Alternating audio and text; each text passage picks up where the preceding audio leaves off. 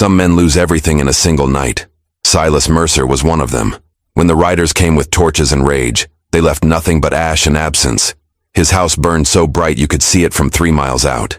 His wife's screams cut through the smoke until they didn't. And when the sun rose over the blackened remains, Silas lay face down in the dirt, with a bullet wound that should have killed him. Should have. But 5 Apache warriors stood at the edge of the ruins watching him breathe. They didn't raise their weapons. They didn't leave. They just watched, as if they'd been waiting for him. The pain arrived before consciousness did. Silas felt the burn in his ribs, the copper taste of blood, the way his lungs fought for air that smelled of charred wood and destruction. His eyes opened to a sky that had no right to be so clear, so blue, so indifferent to what had happened below it. He tried to move and his body screamed refusal. The house that had stood for 8 years was now a skeleton of beams and memory. The porch where Eliza used to shell peas every evening collapsed inward. The kitchen where they'd laughed over burned bread reduced to a black scar on the earth. Everything they'd built together turned to ash in a single night of violence. Silas forced himself to his knees, then his feet. The world tilted dangerously. Blood had dried on his shirt, stiff and dark. The bullet had carved a path across his ribs close enough to kill, but somehow hadn't. His hand shook as he touched the wound, feeling the torn flesh beneath the fabric. Then he heard it. Horse hooves. Distant but approaching. His heart hammered against damaged ribs as he turned toward the sound, half expecting Harlan Cade's men returning to finish what they'd started. But these weren't Cade's men. 5 Apache warriors emerged from the tree line on horses that moved like shadows. They sat perfectly still, watching him with eyes that revealed nothing. Silas had seen Apache before, traded with them, respected their territory, but he'd never been on the receiving end of their full attention like this. Vulnerable, alone, wounded. His hand moved instinctively toward where his rifle should have been. Gone. Everything was gone. The lead warrior, a man with a scar running from temple to jaw, urged his horse forward 3 steps, then stopped. He spoke in his own language, words Silas couldn't understand, but the tone was clear. Not threatening, not friendly either. Something else entirely. Something that felt like assessment. Silas tried to speak and managed only a rasp. He swallowed blood and tried again. My wife. They took my wife. The scarred warrior's expression didn't change, but his eyes shifted briefly to the ruins, then back to Silas. He said something to the others. One of them responded, pointing toward the distant hills where Cade's territory began. The scarred warrior dismounted. Silas tensed, ready for whatever came next, but the man simply walked to the ruins, bent down, and picked up something from the ash. When he returned, he held it out. A piece of Eliza's dress. Blue fabric. Partially burned, but unmistakably hers. They took her that way, the warrior said in rough but clear English, gesturing toward the hills. Then he looked at Silas with something that might have been recognition. Harlan Cade. The name hung between them like a verdict. Silas stared at this man who somehow knew the name of his destroyer, who stood in the ruins of his life speaking it like a curse they both understood. His mind raced through the implications, through the pain, through the impossible question forming in his throat. You know him, Silas managed. The scarred warrior's jaw tightened. We know him. And the way he said it, the weight behind those 3 words told Silas that Harlan Cade had left ruins in more places than one, that there were other fires, other losses, other reasons why 5 Apache warriors would be watching a wounded man breathe in the ashes of his home instead of riding away. The warrior mounted his horse again. He looked down at Silas with an expression that carried something heavier than pity, something closer to kinship born from shared destruction. You will die here, if you stay, he said. Then he turned his horse toward the tree line. Silas took 1 step forward, his body screaming protest. Wait! The warrior didn't turn around, but he stopped. I need to find her, Silas said, each word costing him. I need to find my wife, and I need to make him pay for what he did. The warrior remained motionless for a long moment. Then, without looking back, he spoke words that would change everything. Then you need to come with us. Following 5 Apache warriors into their territory felt like walking toward his own execution. Silas rode behind them on a horse they'd given him, each step taking him deeper into land where white men didn't return from. His ribs screamed with every movement, the wound leaking fresh blood through the makeshift bandage one of the warriors had tied without speaking. They moved in silence through canyons that seemed to swallow sound itself. The scarred warrior never looked back, None of them did. They rode as if Silas wasn't there, yet he knew they tracked his every breath. One wrong move and mercy would turn to violence. Hours passed until the sun descended, painting the canyon walls in shades of copper and blood. Just when Silas thought he might fall from the saddle, the lead warrior raised his hand. They stopped. The camp materialized from the landscape, hidden in a box canyon with water and shelter. More warriors emerged from positions Silas hadn't noticed. Women and children watched from a distance, their faces carefully neutral. An older man stepped forward, carrying himself with the bearing of someone others deferred to without question. His hair showed gray at the temples, and his eyes held the weight of too many losses. He studied Silas with intensity that felt like being dissected. "I am Nahuel. You are Silas Mercer, the man whose land borders the river where 3 of our women were gathering medicine 6 moons ago." Silas's mind raced. 6 months back, rumors of violence near the river. Cade's men spreading stories about Apache aggression. Harlan Cade's men found them there. Nahuel continued, controlled rage threading through his voice. "They did things that cannot be spoken. Then they burned our medicine stores and blamed us for stealing cattle that never existed. When we sought justice, more of Cade's men came. They ended 2 of our young warriors and took 1 of our own." The words hit Silas like physical blows. Eliza's screams echoing in his memory suddenly found harmony with other screams, other violence, other ruins created by the same hands. "Your land was always safe passage," Nahuel said. "You traded fairly.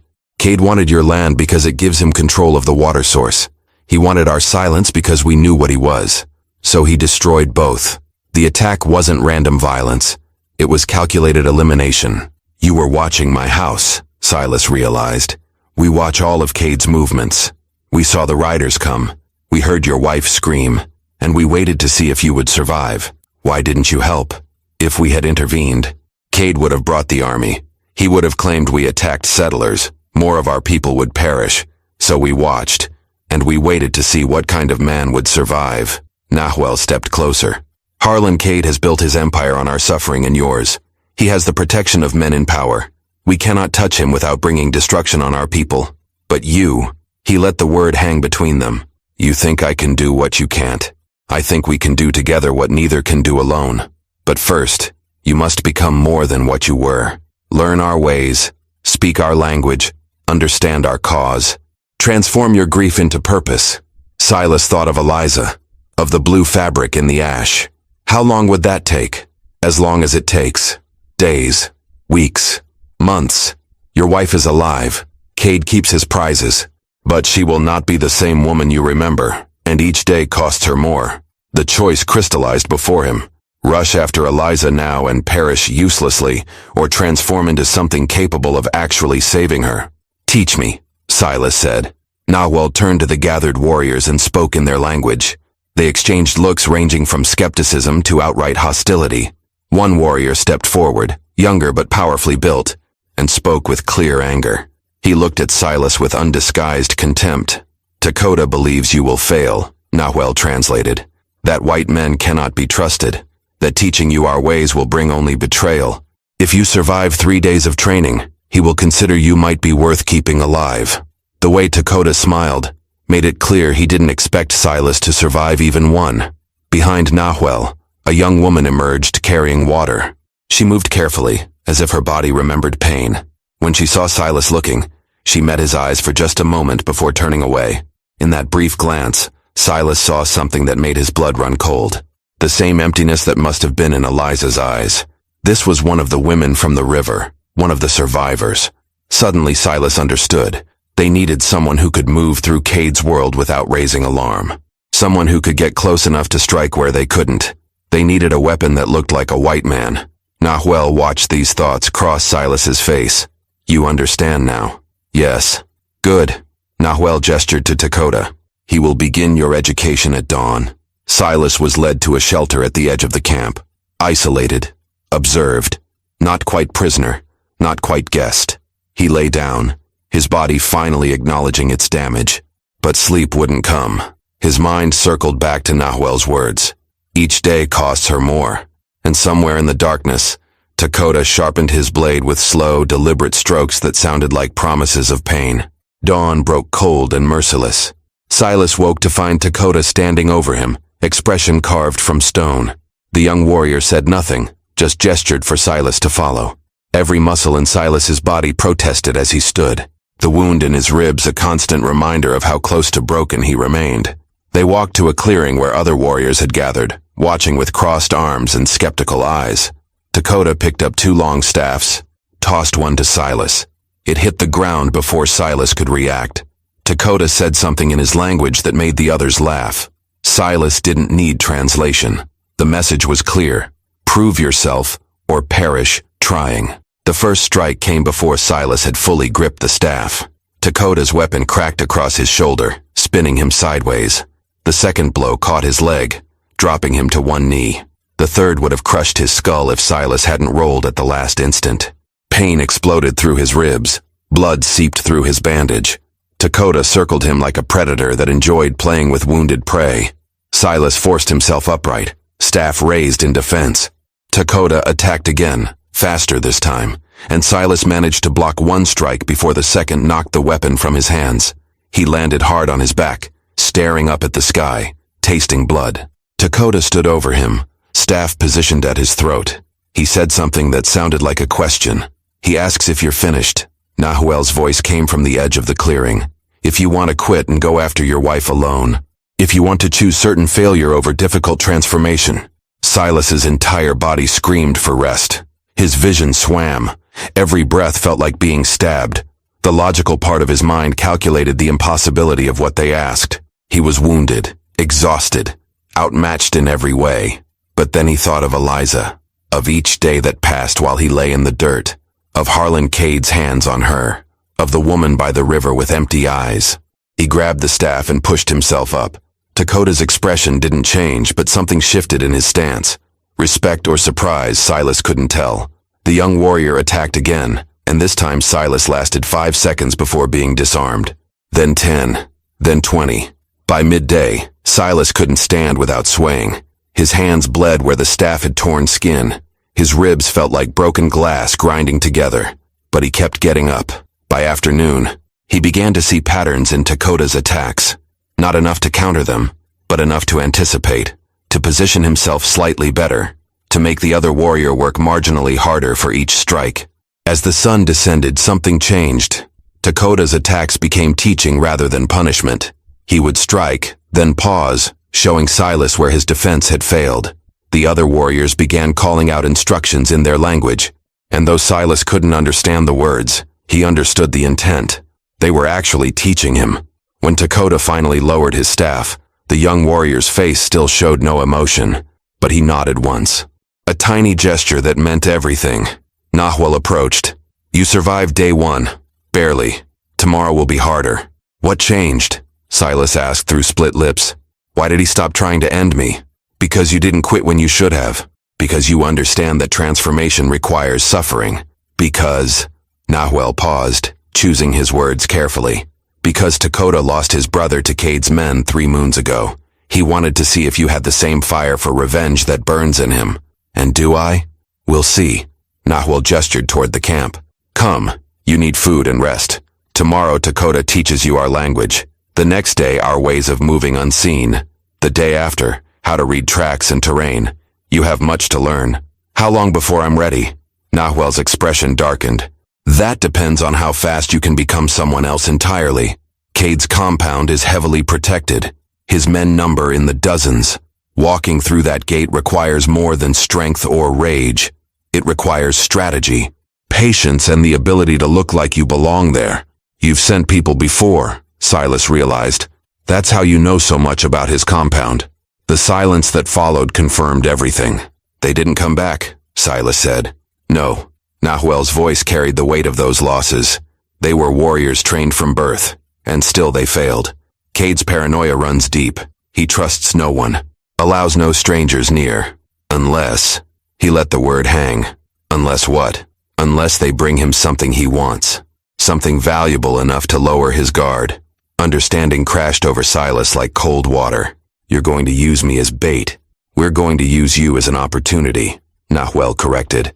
When you're ready, you'll approach Cade's compound with a story he'll believe, a reason for him to let you inside those walls. And once you're there, I find Eliza and end him. If you're strong enough, smart enough, if you can control your rage long enough to see the opening. Revenge rushed is revenge failed. We've learned this lesson in blood. Night fell over the camp. Silas lay in his shelter, body screaming, mind racing. Tomorrow would bring new pain, new lessons, new steps toward becoming something other than the man whose house had burned. But one thought kept circling back, refusing to be silenced. Nahuel had said Cade keeps his prizes, had said Eliza was alive but changing with each day.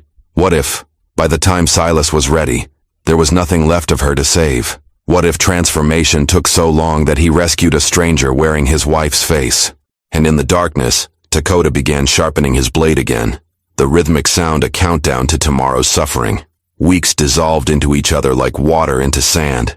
Silas stopped counting days and started measuring time in bruises earned, words learned, skills acquired. His body transformed through relentless training. The softness of his former life burned away by necessity. The wound in his ribs healed into an angry scar that pulled with every movement, a permanent reminder of the night his world ended. Dakota proved to be a merciless teacher, but fair in his cruelty. Each morning brought new lessons delivered through pain and repetition. Hand-to-hand combat, knife work, how to move through terrain without leaving traces, how to read the land for water, shelter, danger. The Apache language came slowly at first, then faster as Silas's mind rewired itself around the new sounds and meanings. But the hardest lessons weren't physical. One afternoon, Nahuel brought him to a ridge overlooking Cade's compound in the distance. Through the shimmering heat, Silas could make out the sprawling buildings, the high walls, the guards positioned at regular intervals. "Tell me what you see," Nahuel instructed in Apache. They spoke only in the native tongue now, forcing Silas to think in their language. "Walls, guards, no clear entry point," Silas responded, the words still clumsy on his tongue. "You see with the eyes of a man planning to attack. Wrong. You need to see with the eyes of someone who belongs there." Nahuel pointed to the main gate. "Cade receives merchants, traders, men seeking work. He needs the world to see him as legitimate, powerful, generous even. So he allows certain people through those gates. The question is, which kind of person are you?" Understanding began to crystallize. Not a victim seeking revenge. No, a man with something Cade wants. A man who poses no threat because he comes seeking opportunity, not justice. What does Cade want that would make him lower his guard? Nahuel's expression darkened. Information. Cade built his empire through knowing things others don't, through learning secrets and using them as weapons. If you approached him as a man with valuable knowledge about Apache movements, about our numbers, our plans, the implications turned Silas's stomach. "You want me to pretend to betray you. We want you to become someone Cade would believe. A desperate man who lost everything and blames us for not helping. A man bitter enough to sell information for gold and safety. He'll never believe it. He will, because it's the truth with one detail changed. You are desperate. You did lose everything. And we did stand by and watch." Nahuel met his eyes. "The only lie is which side you're truly on. And Cade's arrogance will blind him to that possibility. Men like him can't imagine someone enduring what you've endured for any reason except self-preservation." A new voice cut through the conversation. "Unless someone warns him first." They turned to find a young warrior approaching, someone Silas recognized from training but had never spoken with directly. His expression carried trouble. "Kale," Nahuel acknowledged. "Speak. There's word from the trading post. One of Cade's men was asking questions about Apache movements, specifically asking if anyone had seen a white man traveling with our people." Kale's eyes flicked to Silas. Described him, his clothes, even mentioned his injured ribs. The air seemed to freeze. "How?" Silas demanded. "Cade has scouts, informants, people who watch and report." Nahuel's jaw tightened. "We knew this was a risk, but I hoped we'd have more time." "What does this mean?" Silas asked, though part of him already knew. "It means Cade knows you're alive, which means he knows you didn't die in the fire as intended. Which means..." Nahuel's pause carried the weight of collapsed plans. "He'll be watching for you, suspicious of any approach you make. Then the plan fails before it begins." "Not necessarily." Nahuel turned back toward the compound, his mind clearly working through new calculations. "Cade knowing you're alive changes the game but doesn't end it. In fact, it might give us a different opportunity. What opportunity? If he knows you survived and are with us, he'll assume you're planning revenge. He'll expect you to try something foolish, desperate, an attack, an ambush. What he won't expect is for you to walk through his front gate in broad daylight. Silas stared at him. That's insane. Exactly. Too insane to be a trap. Too bold to be a revenge plan. Nahuel's eyes gleamed with a dangerous idea taking shape. You approach openly, unarmed, requesting an audience. You tell him the truth, that you survived, that the Apache found you, that you learned what he did to them, and then you make him an offer. What offer? That you'll help him eliminate the Apache threat, that your time with us taught you their weaknesses, their numbers, their plans, that you want revenge on them for not saving your wife when they could have. The layers of deception made Silas's head spin. And when I'm inside, you find Eliza. You learn the layout. You identify his vulnerabilities. And when the moment comes, Nahuel didn't finish the sentence. He didn't need to. Kaylee spoke again, his voice carrying skepticism. This plan requires him to be perfect. One wrong word, one suspicious gesture, and Cade will see through it. Then he dies, and we lose our only chance. Which is why his training isn't finished. Dakota's voice came from behind them. The young warrior had approached without sound, a skill he'd been trying to teach Silas for weeks. He's learned our language, our fighting, our tracking, but he hasn't learned the most important lesson. What lesson? Silas asked. Dakota stepped closer, his expression harder than usual. How to lie so well you believe it yourself. How to look a man in the eye and tell him exactly what he wants to hear while planning his destruction. How to become someone else entirely. Even when everything in you screams the truth. I can do that. Can you? Dakota challenged. Because the moment you see your wife, every instinct will tell you to grab her and run. Every fiber of your being will want to end Cade the second you're close enough. And if you give in to those instincts even for a heartbeat, you'll both die. And everyone who suffered because of him will never see justice. The truth of it settled over Silas like a weight.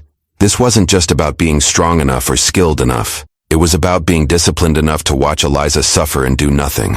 To stand in the same room as the man who destroyed his life and smile. To become the kind of person who could sacrifice everything, including his own desperate need for immediate action, for the possibility of actual success. How do I learn that? Silas asked quietly. Nahuel and Dakota exchanged a look that communicated something Silas couldn't quite read. We teach you the way we taught our scouts who went into Cade's compound before, Nahuel said. The ones who didn't return. And you think I'll succeed where they failed? No, Dakota said bluntly. But you have something they didn't. Something that might make Cade drop his guard just enough. What's that? Grief. Real, visible, bone-deep grief that can't be faked because it's true. Cade will look for deception in your eyes. Instead, he'll see a broken man desperate for purpose. And broken, desperate men are easy to manipulate. He'll think he's using you, while I'm using him. Silas finished. If you survive long enough. Dakota's hand rested on his knife. And that is far from certain. Nahuel gestured back toward camp. We have 3 more weeks before you're ready. 3 weeks to teach you how to be the kind of traitor Cade will believe. 3 weeks before you walk into his compound and risk everything. 3 weeks before Silas would stand face to face with Harlan Cade. 3 weeks before he'd see Eliza again, or learn there was nothing left of her to save. 3 weeks to prepare for a performance where one mistake meant death. As they walked back toward camp, Kaylee fell into step beside Silas and spoke quietly. There's something else you should know. About the scouts we sent before. About why they failed. What? Kayla's expression carried the shadow of something he didn't want to say. They didn't just fail to complete the mission. They disappeared completely. No bodies recovered. No word of their fate. It's like Cade made them vanish from existence. Meaning what? Meaning whatever he does to people who betray him or attempt infiltration. It's worse than death. And you're about to volunteer for it. The words followed Silas back to his shelter, wrapped around him in the darkness, and waited in his dreams, where Eliza's screams mixed with the screams of people he'd never met, who'd tried this same impossible thing before him. And in exactly 3 weeks, he would follow in their footsteps, walking willingly into whatever horror had consumed them. If Nahuel's plan worked, he'd rescue Eliza and end Cade's reign of cruelty. If it failed, he'd simply become another person who vanished into the compound's darkness, leaving no trace behind except the memory of someone foolish enough to believe he could succeed where others hadn't. The final 3 weeks passed like water through cupped hands, too fast and too slow simultaneously. Silas's transformation completed in ways that went beyond physical capability. He could move like shadow, speak like native, fight with efficiency born from repetition. But the hardest skill came last, learning to bury truth beneath layers of convincing deception. Nahwal made him practice his story until it flowed without hesitation. The bitterness had to feel real because parts of it were real. The anger toward the Apache for watching his house burn had to ring authentic because somewhere deep inside, that anger existed even though he understood their reasoning. 2 days before his planned approach to Cade's compound, the woman from the river came to his shelter. She stood at the entrance, silent, her eyes carrying the weight of someone deciding whether to speak or retreat. Silas recognized her immediately. The careful way she moved, the shadows that lived behind her expression. "You're going into his compound," she said quietly. Not a question. "Yes. Then you should know what you'll find there." She stepped inside, her hands trembling slightly. "I was inside those walls for 2 weeks before Nahwal's warriors rescued me. 2 weeks that felt like years." Silas's throat tightened. "You don't have to. You need to hear this. You need to know what your wife has endured, what she's still enduring." The woman's voice carried steel beneath the pain. "Cade keeps his prizes in the east wing of the main house. Private rooms that no one enters except him. The guards don't go there. The servants don't clean there. Whatever happens in those rooms, only he and his victims know." "How many?" Silas forced himself to ask. "When I was there, 3 others. Women taken from travelers, from settlements, from us. He keeps them like possessions, like things he owns that no one else can touch." The rage building in Silas's chest threatened to consume him, but he forced it down. This was exactly the reaction Dakota had warned him about. The instinct to charge in blindly, to let fury override strategy. "Your wife," the woman continued, her voice softer now. "If she's strong like I think she is, she'll have found ways to survive, ways to make herself useful enough to keep alive, but not valuable enough to keep locked away every moment. Some women cook for him. Some manage his household. It's the only way to keep some piece of yourself intact. Did you see her? A woman with dark hair about this tall? I saw many women, but there was one who'd been there longer than the others. The one Cade called his first treasure. She ran the household, spoke to visitors, presented the face of civility while hiding what really happened in that place." The woman paused. She had dark hair, and eyes that still fought even when everything else had surrendered. Silas's heart hammered. That could be her. If it is, you need to understand something crucial. She won't be the same. The woman you remember died the night he took her. What remains is someone who learned to survive in ways that change you forever. When you see her, you can't react like a husband recognizing his wife. You have to react like a stranger seeing a servant. I don't know if I can do that. Then you'll fail. And you'll doom her to whatever time she has left in that place." The woman's hand touched his arm briefly. "I'm telling you this because Nahwal won't. Because he needs you focused on the mission, not the person. But you need to know both the strategic truth and the human one." She turned to leave, then paused. "There's something else. Cade talks to his prizes, tells them things he'd never tell his men. Plans, weaknesses, fears. He does it because he believes they're too broken to use the information. But your wife, if she's survived this long, she's been listening. She knows things that could destroy him. So I need to make contact with her somehow. You need to make her understand you're there. But you can't approach her directly. Cade watches everything in that compound. If he sees any connection between you and her, he'll know it's a trap." The woman's expression turned grim. "Our warriors who went before. Cade discovered their true purpose. What he did to them." She stopped, unable or unwilling to finish. "What did he do?" "He made examples. Public ones. Slow ones. Examples meant to send a message to anyone else who might think to cross him." Her voice barely rose above a whisper. "If he suspects you for even a moment, that's your fate. And hers." After she left, Silas sat in the growing darkness, processing everything he'd learned. The mission had always been dangerous, but now it carried layers of complexity he hadn't fully grasped. Finding Eliza wasn't enough.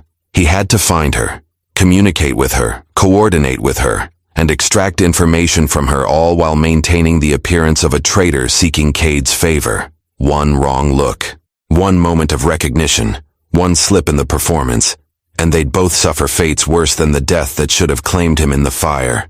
Nahuel appeared at his shelter as night fell completely.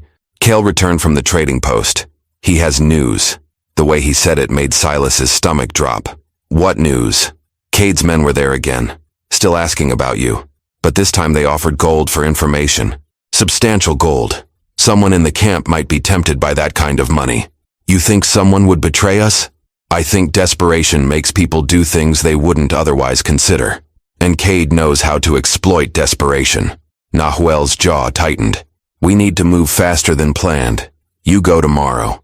Tomorrow? I'm not ready. You're as ready as you'll ever be. And every day we wait is another day for someone to sell your location. Another day for Cade to prepare defenses. Another day your wife suffers. Nahuel leaned closer.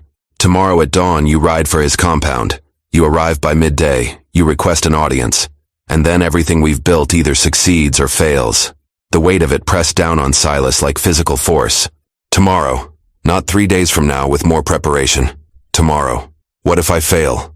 Then 500 warriors ride on that compound anyway, and we all die trying to burn it to the ground. Your way gives us a chance at success with minimal loss. The direct assault guarantees massive casualties on both sides. Nahuel's expression softened slightly, but it also means if you die, you won't die alone. We're committed to this. To you. To ending Cade's reign, regardless of cost. After Nahuel left, Silas tried to sleep but couldn't. His mind circled through everything he'd learned, every skill he'd acquired, every word of his cover story. He thought of Eliza, transformed into someone who ran Cade's household while surviving horrors he could barely imagine. Would she recognize him? Would she understand he was there to save her? Would she even want to be saved after so long in that place? And somewhere across the distance, in a compound built on suffering and control, Harlan Cade prepared for bed not knowing that tomorrow, the man whose life he'd destroyed would walk through his gates, not knowing that his first treasure, the woman with dark hair and fighting eyes, had been waiting for exactly this opportunity, not knowing that his empire of cruelty stood one day away from its reckoning, but only if Silas could pull off the performance of his life, only if he could look the man who took everything from him in the eye and smile, only if he could watch Eliza suffer and do nothing until the perfect moment revealed itself. Tomorrow would prove whether he'd truly transformed from a man of peace into a weapon capable of destroying monsters. Tomorrow everything changed. Or tomorrow everything ended. The ride to Cade's compound felt like riding toward his own grave. Silas kept his posture relaxed, his expression carefully neutral, every gesture calculated to communicate a man seeking opportunity rather than revenge. The high walls appeared on the horizon first, then the guard towers, then the compound itself sprawling like a fortress built from stolen prosperity. 3 guards stopped him at the gate, rifles raised. Their eyes assessed him with the practiced suspicion of men who'd turned away hundreds and ended dozens. State your business, the lead guard commanded. I need to speak with Harlan Cade. Silas kept his voice steady, empty of threat. Tell him Silas Mercer is here. He'll know the name. The guards exchanged glances. One disappeared inside while the others kept their weapons trained on him. Minutes stretched like hours. Silas's heart hammered against his ribs, but his face showed only patient waiting. When the guard returned, his expression had shifted to something closer to curiosity. He'll see you, but you're searched first. Thoroughly. They stripped him of everything except his clothes, checked every seam, every pocket, ran hands over every inch looking for concealed weapons. Found nothing because Silas carried nothing. His only weapons were words and timing. The compound's interior revealed wealth built on suffering. Fine furnishings, expensive rugs, paintings that had no business being in this remote territory, and servants moving through it all with eyes that never quite met anyone's gaze. Then he saw her. Eliza emerged from a doorway carrying linens, her dark hair pulled back, her movements efficient and practiced. She wore a plain dress that had once been quality fabric, now faded from washing. Her face showed the careful blankness of someone who'd learned to disappear while remaining visible. Their eyes met for half a heartbeat. Recognition flashed in hers, shock, disbelief, desperate hope, before her expression returned to neutral servitude. She continued walking as if he meant nothing, but her hands trembled slightly against the linens. That glimpse told Silas everything. She was alive, she was aware, and she understood immediately that he couldn't acknowledge her. Silas Mercer. The voice came from the top of the staircase. Harlan Cade descended like a man who owned not just this building, but the very air inside it. Tall, well-dressed, handsome in the way poisonous things could be beautiful. His smile carried warmth that never reached his cold eyes. "I have to admit I'm surprised to see you breathing," Cade said conversationally. My men were certain they'd finished the job. Every instinct screamed at Silas to attack, to wrap his hands around this man's throat and squeeze until life left his body. But he'd trained for exactly this moment. He let grief show on his face instead of rage, defeat instead of determination. They almost did. Silas touched his ribs where the scar still pulled. "Left me for dead. Would have died too if the Apache hadn't found me." Cade's expression sharpened with interest. "The Apache? How fascinating. Do tell me more." This was the critical moment. Sell the lie, or die trying. They patched me up, kept me alive, and I spent weeks in their camp learning their language, their ways. Silas let bitterness color his voice. Learning that they watched my house burn and did nothing. That they could have saved my wife but chose not to. "And why would they keep you alive?" Cade asked, descending the final steps. "The Apache aren't known for their hospitality to white men. Because I have something they want. Information about your operation, your defenses, your plans." Silas met Cade's eyes directly. "They thought they could use me against you. Could they?" "No." Silas let the word hang. "Because while I was there, I realized something. You took my wife. You destroyed my home. But they watched it happen. They let her scream and did nothing. So I made them believe I'd help them, learned everything I could about their numbers and strategies, and came here instead." Cade studied him with the intensity of a predator deciding whether something was prey or threat. "You're saying you want to betray the Apache to me. I'm saying I want to survive. And I want to find my wife." Silas's voice cracked slightly on the last words. Not performed, but genuine. "They told me you keep women here, that you collect them. If Eliza is alive, if she's here, I need to know. And in exchange for this information about Apache movements and numbers, you expect me to what? Return your wife? I expect nothing except the chance to see her again, to know she's alive. Whatever arrangement you want after that, we can discuss." Silas forced himself to add, "I'm a practical man, Mr. Cade. I've lost everything. I need a new purpose, a new place in this territory. You clearly have power. The Apache clearly don't care about justice. So I'm choosing the side that can actually give me something." The words tasted like poison, but they flowed smoothly. This was the man Cade needed to see. Broken, desperate, morally flexible. Cade circled him slowly, considering. "You understand that if you're lying, if this is some elaborate Apache plot, I'll make your death last weeks. I've perfected certain techniques for extracting truth and prolonging suffering. I understand. And you're willing to provide detailed information about Apache positions, numbers, planned movements. Everything I learned." Cade smiled. "Then welcome to my home, Silas Mercer. We have much to discuss." He gestured to a guard. "Show him to the guest quarters.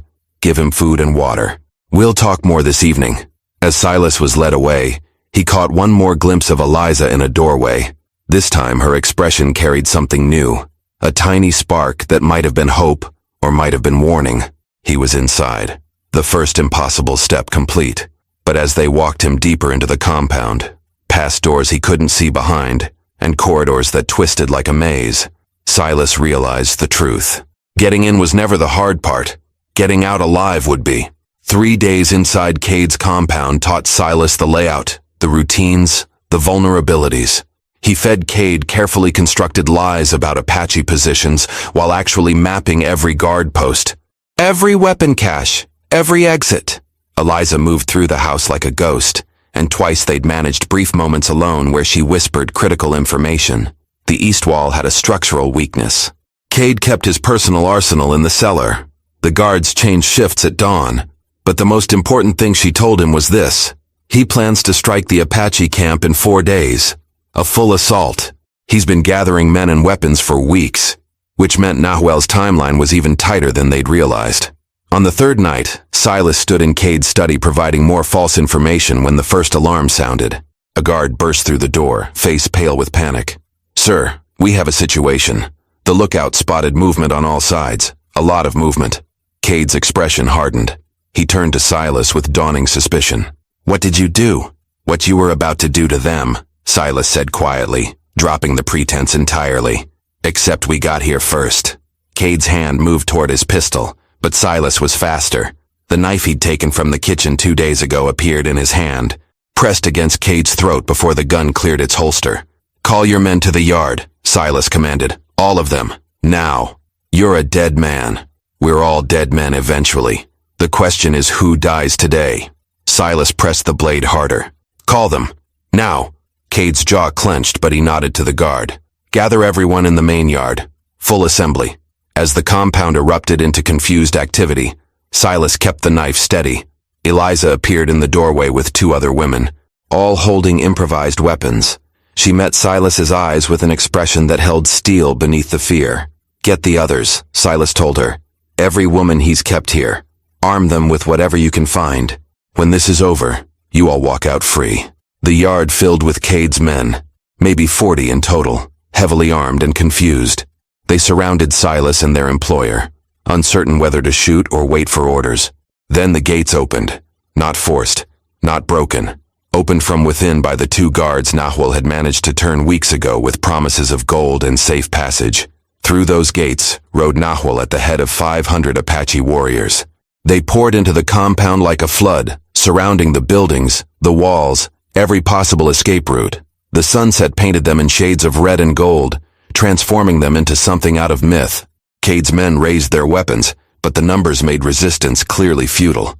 Nahuel rode forward until he sat 20 feet from where Silas held Cade. His expression carried the weight of too many losses finally finding their reckoning. "Harlan Cade," Nahuel said in clear English that carried across the silent yard. "For the burning of our medicine stores, for the harm done to our women, for the ending of our warriors, for the theft of our land and the suffering of our people, you will answer." "You're making a mistake," Cade said, voice steady despite the knife at his throat. "The army will come. You'll bring war to your entire tribe. The army will come and find you already gone," Nahuel responded. "And they will find evidence that you were trading weapons to hostile tribes, that you were planning to stage attacks on settlements to justify taking more land. Evidence we've been gathering for months. Evidence that will make you look like the threat, not us." Silas felt Cade's body tense as the full scope of the plan revealed itself. This wasn't just about revenge. It was about dismantling everything Cade had built, destroying his reputation, removing him from power in ways that wouldn't bring retaliation on the Apache. "Your men have a choice," Nahuel continued, addressing the gathered guards. "Lay down your weapons and leave with your lives and enough gold to start somewhere else. Or stand with a man whose crimes are about to become public knowledge and share his fate." For a long moment, no one moved. Then one guard dropped his rifle, then another, then a dozen more. Within minutes, only a handful remained standing with weapons raised. The true believers, the ones too deep in Cade's brutality to imagine another path. "Silas," Cade said quietly, voice carrying an edge of desperation. "Whatever they promised you, I can double it, triple it. Name your price." "My price," Silas said, "was a house that didn't burn, a wife who didn't scream, a life that you took for nothing more than land and water." He pulled Cade toward where Eliza stood. "Look at her. Look at what you did, and tell me what price could possibly balance that scale."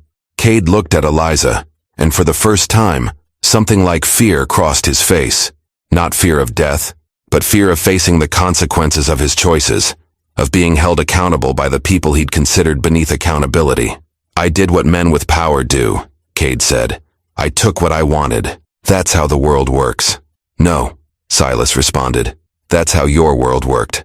Past tense." Dakota dismounted and approached with several warriors. They bound Cade's hands despite his struggles. The remaining loyal guards found themselves similarly surrounded and disarmed. But as the Apache secured the compound, a new sound cut through the settling dust. Hoofbeats. Multiple riders approaching fast from the main road. A scout rushed to Nahuel, speaking rapidly in their language. Nahuel's expression darkened. "What is it?" Silas demanded. "Army patrol," Nahuel said grimly. 20 soldiers. They'll be here in minutes." The triumph of the moment evaporated. They'd secured the compound and captured Cade, but if the army arrived and found Apache warriors in force, it could spark exactly the kind of conflict they'd tried to avoid. "We need to leave," Dakota urged. "Now." But Eliza stepped forward. her voice carrying authority built from years of surviving in this place. "No. If you run, it confirms aggression. But if we present this correctly, if we control the narrative..." She looked at Silas with an expression that communicated a plan forming. A desperate, dangerous plan that might be their only chance. "I know the patrol captain," she said. "He's been here before. And there are things about Cade he doesn't know. Things that would turn an ally into an accuser."